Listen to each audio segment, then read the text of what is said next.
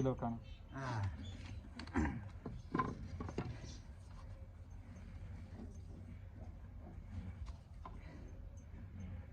हाँ चल गया। मैं तो बाबा सही आउण डिया विच ਜਿਹੜੀਆਂ ਅੱਜ ਦੀਆਂ ਅਖਬਾਰਾਂ ਨੇ ਨਾ, ਜਿਸ ਤਰ੍ਹਾਂ ਕਿ ਆ ਮੋਬਾਈਲ ਅੱਜ ਹੈ ਨਾ, ਇਹ ਬੜੀ ਕਾਰਾਮਦ ਚੀਜ਼ ਹੈ, ਕੱਲ ਨੂੰ ਇਹ ਰੱਦੀ ਬਣ ਜਾਣਾ, ਅਖੀਰ ਇਹਨੇ ਖਤਮ ਹੋ ਜਾਣਾ। ਇਸੇ ਤਰ੍ਹਾਂ ਇਹਨਾਂ ਕੋਲ ਬਾਦਸ਼ਾਹ ਸੀ ਤੇ ਉਹਨੂੰ ਬੜਾ ਗਰੂਰ ਸੀ ਆਪਣੇ ਆਪ ਤੇ, ਬੜਾ ਹੰਕਾਰਿਆ ਸੀ ਉਹਨੇ। ਅਗਰ ਕਿਸੇ ਵੀ ਉਹਦੇ ਮੁਲਾਜ਼ਮ ਨੇ ਕੋਈ ਛੋਟੀ ਵੱਡੀ ਗਲਤੀ ਕਰ ਲੈਣੀ ਤੇ ਕਦੀ ਉਹਨੇ ਮਾਫ ਨਹੀਂ ਸੀ ਕੀਤੀ। ਉਹਨੇ ਇਸ ਤਰ੍ਹਾਂ ਹੀ ਨਾ ਆਪਣੇ ਮੁਲਾਜ਼ਮ ਕੋਲੋਂ ਪਾਣੀ ਮੰਗਿਆ, ਉਹਨੇ ਪਾਣੀ ਦਿੱਤਾ। ਉਦੋਂ ਕੱਚ ਦੇ ਬਰਤਨ ਹੁੰਦੇ ਸਨ ਬਾਬਾ ਜੀ, ਉਹ ਬਰਤਨ ਦਾ ਕਿਨਾਰਾ ਟੁੱਟਾ ਸੀ, ਤੋਂ ਮੜਾ ਜਿਹਾ ਭੁਰਿਆ ਸੀ, ਕੰਡਾ ਜਿਹਨੂੰ ਆਨੇ ਆਪਾਂ।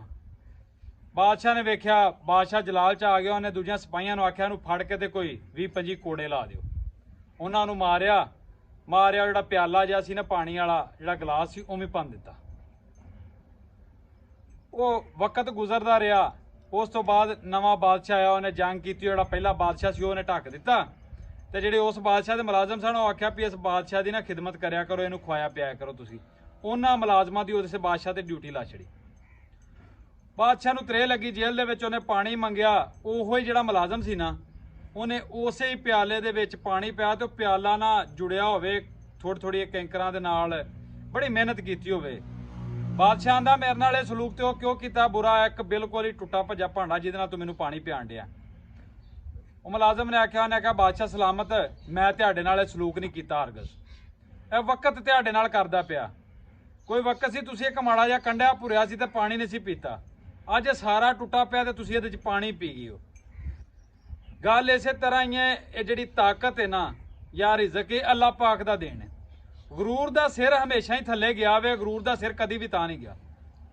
ਤੁਸੀਂ ਵੀ ਆਪਣੇ ਆਂਢ ਗੁਆਂਢ ਝਾਤੀ ਮਾਰ ਕੇ ਵੇਖ ਲਿਓ। ਪਿੰਡਾਂ ਦੇ ਵਿੱਚ ਮੈਂ ਵੇਖਿਆ ਜਿਹੜੇ ਅੱਜ ਤੋਂ 5-10 ਸਾਲ ਪਹਿਲਾਂ ਕਹਿੰਦੇ ਸਨ ਨਾ ਵੀ ਅਸੀਂ ਜਿਹਨੂੰ ਚਾਹਵੇ ਪਿੰਡ 'ਚ ਰਹਿਣ ਦਈਏ, ਜਿਹਨੂੰ ਚਾਹਵੇ ਪਿੰਡੋਂ ਕੱਢ ਦਈਏ, ਕੋਈ ਮਾਈ ਦਾ ਲਾਲ ਸਾਨੂੰ ਡੱਕ ਨਹੀਂ ਸਕਦਾ। ਇਸ ਪਿੰਡ ਦੇ ਵਿੱਚ ਸਾਡੇ ਸਾਹਮਣੇ ਕੋਈ ਬੰਦਾ ਸਿਰ ਚੁੱਕ ਨਹੀਂ ਜੀ ਸਕਦਾ। ਅੱਜ ਉਹ ਖੁਦ ਪਿੰਡ ਛੱਡ ਗਏ ਨੇ। ਇਸੇ ਤਰ੍ਹਾਂ ਹੀ ਚੱਲਦਾ ਵੇ।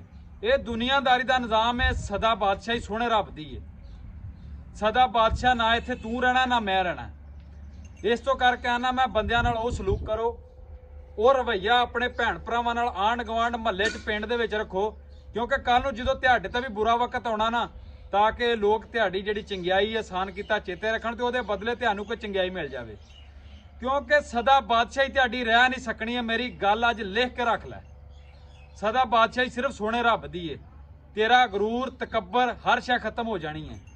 ਤੇਰੇ ਪੈਸੇ ਧੇਲੇ ਖਤਮ ਹੋ ਜਾਣੀ ਹੈ, ਜਵਾਨੀ ਖਤਮ ਹੋ ਜਾਣੀ ਹੈ, ਖੂਨ ਨਹੀਂ ਰਹਿਣਾ ਸਦਾ ਹੀ।